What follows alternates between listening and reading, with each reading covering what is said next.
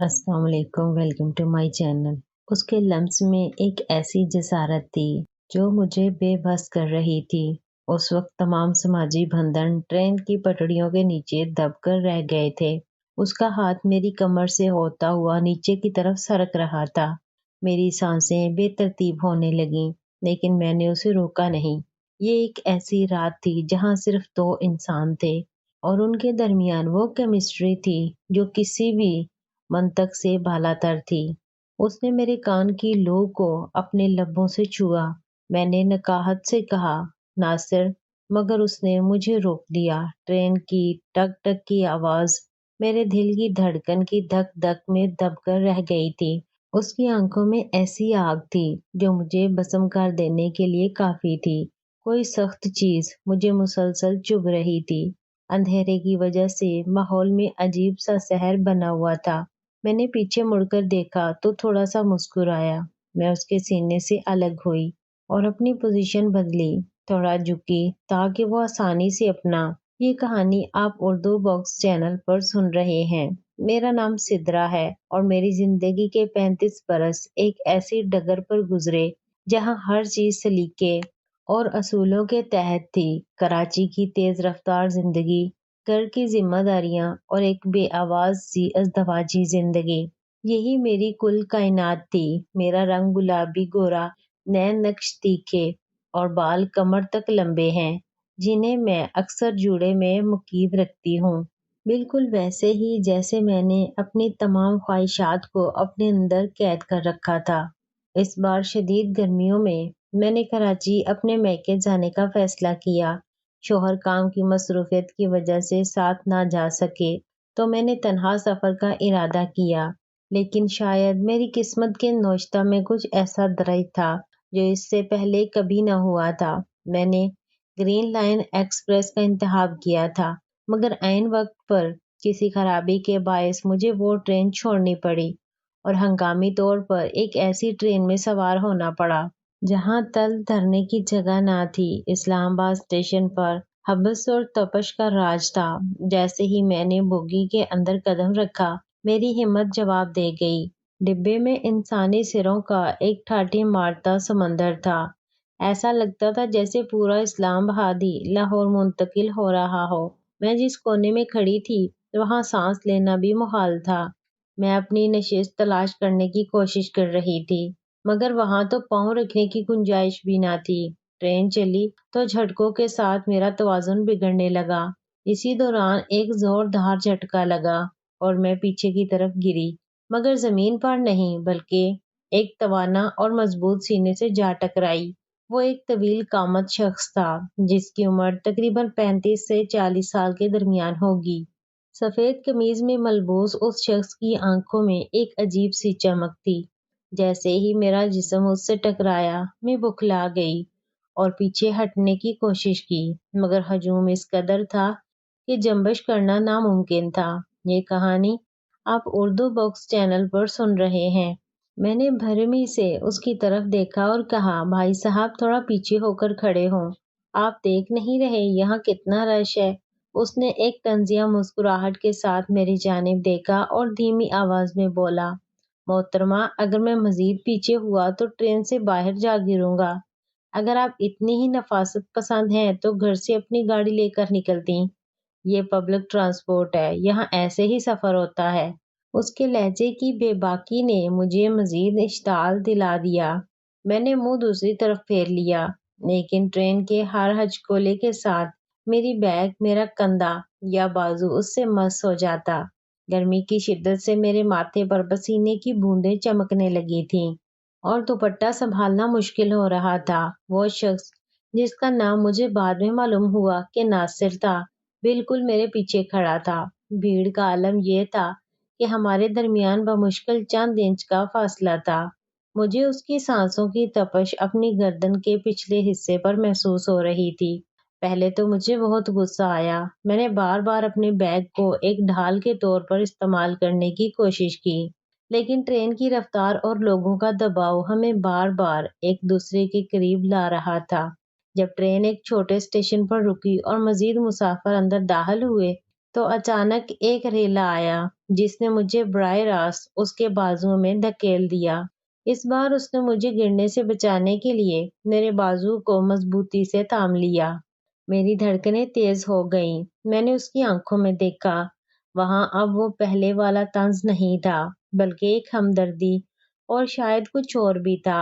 آپ ٹھیک تو ہیں؟ اس نے پوچھا۔ اس کی آواز اب کافی نرم تھی۔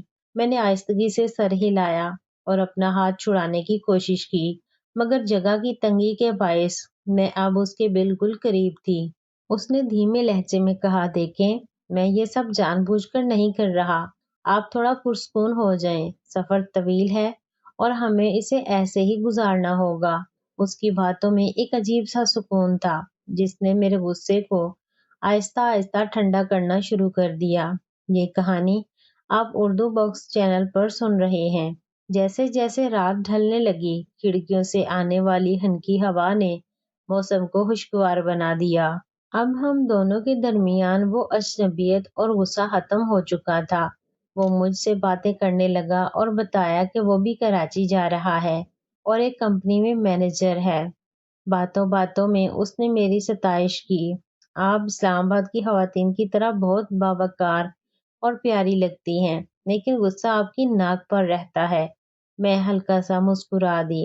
اور آپ جیسے لوگ دوسروں کو زج کرنے کا کوئی موقع نہیں چھوڑتے۔ ہم دونوں ہنس پڑے۔ وہ ہنسی جیسے ایک برف کی دیوار کو پگھلا رہی تھی۔ ٹرین کے اس پرہجوم ڈبے میں مجھے محسوس ہونے لگا کہ جیسے میں اور وہ کسی الگ ہی دنیا میں ہیں۔ جب بھی ٹرین مڑتی، میرا وجود اس کے لمس سے آشنا ہوتا۔ اب میں اس لمس سے بچنے کی کوشش نہیں کر رہی تھی، بلکہ غیر محسوس طریقے سے اس کی قربت میں ایک عجیب سا تحفظ محسوس کرنے لگی تھی۔ اس نے اپنا ایک ہاتھ میرے پیچھے دیوار پر ٹکا دیا تاکہ لوگوں کا بوجھ مجھ پر نہ پڑے، اور اس عمل نے ہمیں ایک چھوٹے سے حصار میں بند کر دیا۔ میں نے محسوس کیا کہ میری ہمت بڑھ رہی ہے۔ اب وہ بھی بے باکی سے اپنا لمس میرے جسم پر چھوڑ رہا تھا، اور میں بھی اسے منع نہیں کر رہی تھی۔ میں بھی کپڑے سیدھے کرنے کے بہانے سے اس کی سختی چیک کر لیتی، جو مزید بڑھ رہی تھی۔ میں نے اس سے پوچھا، آپ کو ڈر نہیں لگتا کہ کوئی دیکھ لے گا؟ اس نے میری آنکھوں میں جھانکتے ہوئے کہا، اس ہجوم میں ہر کوئی اپنی منزل کی فکر میں ہے، کسی کو دوسروں کی خبر نہیں۔ رات کے اس پہر، ٹرین کی مدھم روشنی اور انجن کی دھک دھک کے درمیان ہماری گفتگو اب جذباتی موڑ لینے لگی تھی۔ وہ میرے کان کے قریب جھک کر بات کر رہا تھا، اور اس کی ہر بات میرے دل میں اتر رہی تھی۔ اس نے میرا ہاتھ پکڑ لیا، جو اس وقت پسینے سے نم تھا، لیکن اس نے اسے مضبوطی سے تھاما۔ میں نے اسے روکا نہیں، بلکہ اپنی انگلیاں اس کی انگلیوں میں پیوست کر دیں۔ یہ ایک خاموش عہد تھا کہ ہم اس سفر کو محض ایک مسافت نہیں، بلکہ ایک یادگار بنانے والے تھے۔ یہ کہانی آپ اردو باکس چینل پر سن رہے ہیں۔ مجھے اب اسلام آباد کی وہ بے رنگ زندگی یاد نہیں آ رہی تھی، اور نہ ہی کراچی پہنچنے کی جلدی تھی۔ بس وہ لمحہ تھا، وہ تپش تھی اور ایک انجانی سی کشش تھی، جو مجھے اس اجنبی کی طرف کھینچ رہی تھی، جو مجھے اب اجنبی نہیں لگ رہا تھا۔ رات کا پچھلا پہر تھا، اور ٹرین پوری رفتار سے ریلگزاروں کو پیچھے چھوڑتی ہوئی سندھ کی سرحدوں میں داخل ہو رہی تھی۔ بوگی کی مدھم پیلی روشنی اب مزید دھندلا گئی تھی، اور تھکن سے چور مسافر نیند کی آغوش میں جا چکے تھے، لیکن میری آنکھوں سے نیند کوسوں دور تھی۔ ناصر کا ہاتھ اب بھی میرے ہاتھ میں تھا، اور اس کی گرفت کی تپش میرے پورے وجود میں سرایت کر رہی تھی۔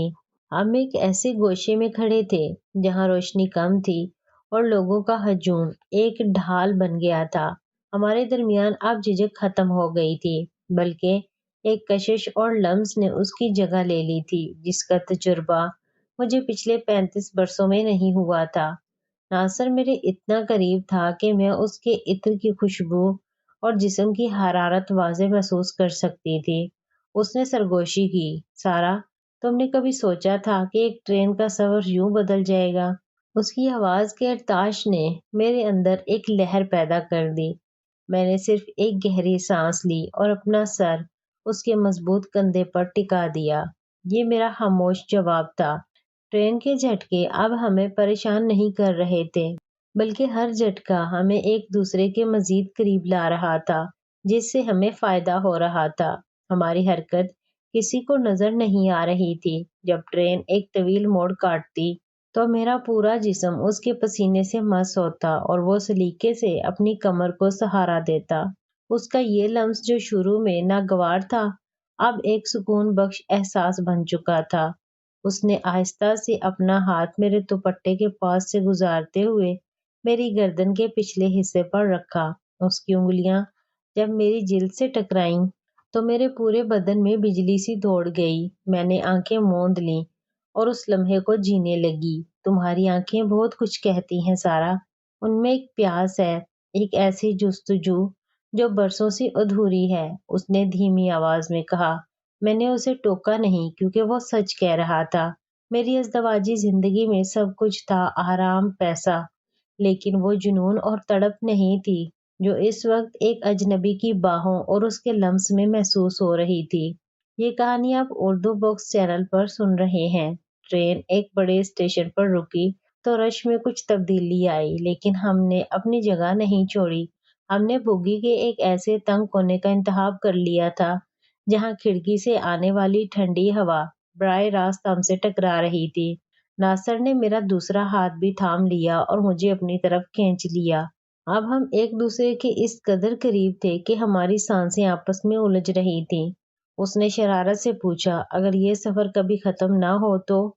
मैंने हंस कर कहा, तो शायद हम दोनों इसी ट्रेन का हिस्सा बन जाएंगे।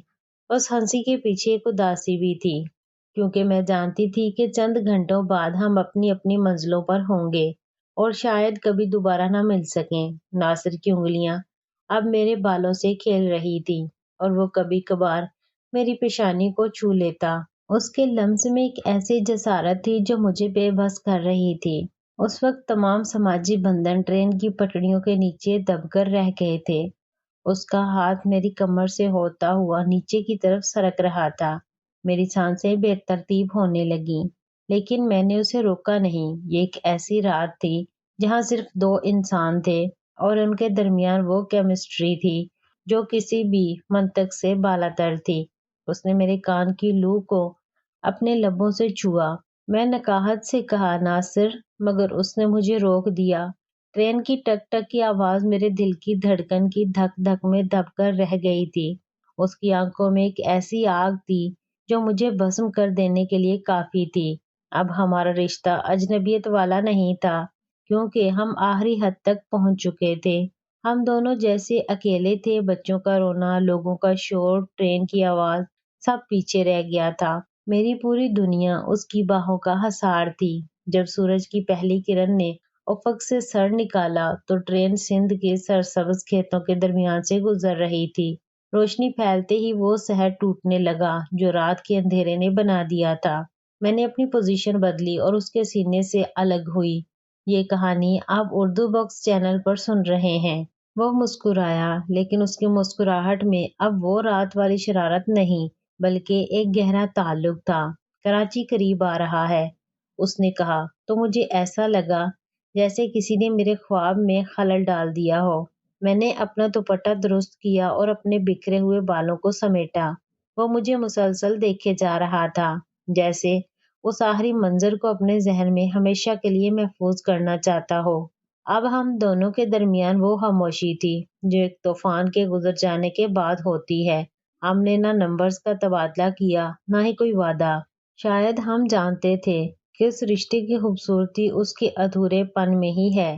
ट्रेन की रफ्तार कम हो रही थी और कराची के मज़ाफ़ाती स्टेशन आने लगे थे।